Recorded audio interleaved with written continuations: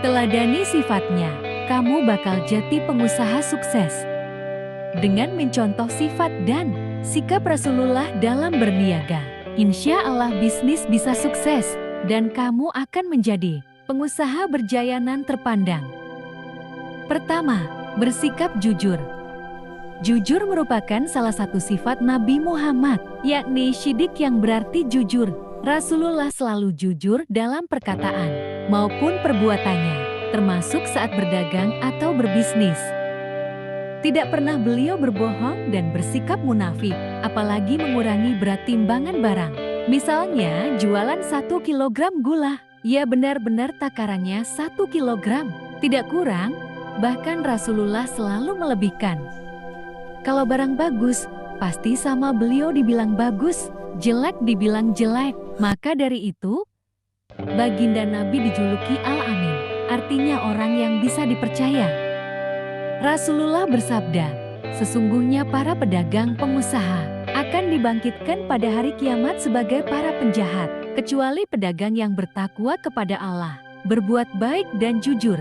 Hadis Tirmidzi. Sikap ini juga seharusnya diteladani para pengusaha lain, agar pembeli merasa puas dan menjadi pelanggan tetap karena kepercayaan mereka terhadapmu. Kedua, jual barang bukan kaleng-kaleng, alias berkualitas baik.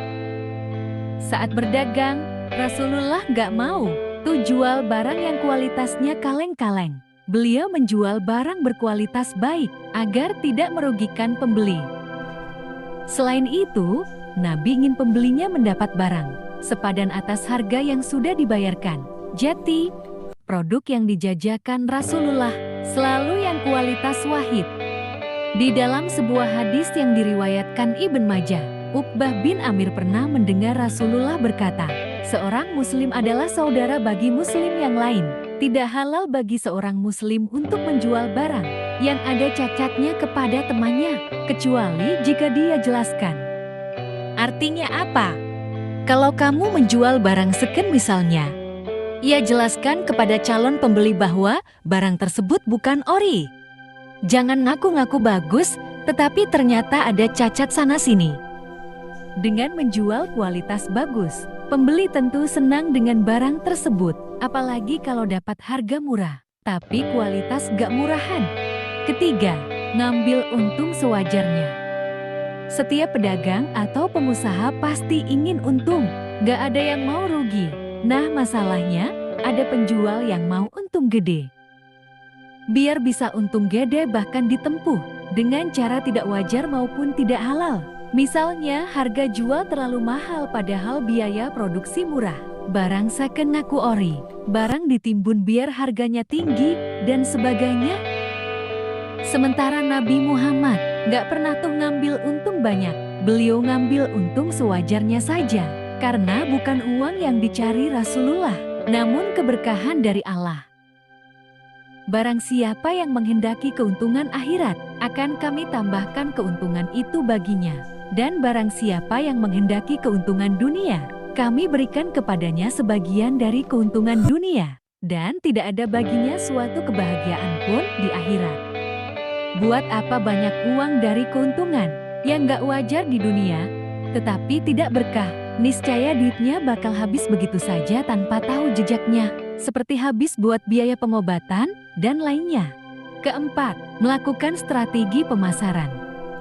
Gak cuma pengusaha zaman sekarang saja yang melakukan strategi pemasaran. Baginda Nabi pun sudah menerapkannya dulu. Pertama, beliau membidik target pasar. Tidak hanya menyasar pada target pasar tertentu saja, namun semua segmen dari kalangan bawah sampai atas. Kedua, berpikir kreatif dan inovatif untuk menjual barangnya. Beliau menjalin hubungan baik dengan pelanggan maupun koleganya sebagai jalan melebarkan sayap bisnis ke penjuru dunia. Kamu dapat mencontoh Nabi Muhammad soal tersebut kalau perlu menambah strategi lain yang disesuaikan dengan tren masa kini. Kelima, tidak mudah menyerah. Menyerah hanya dilakukan para pecundang. Orang yang gampang menyerah, putus asa, niscaya hidupnya tidak akan sukses. Kalau bisnis atau jualan lagi sepi, ya hadapi, putar otak, ubah strategi untuk membalikkan keadaan, bukan malah menyerah.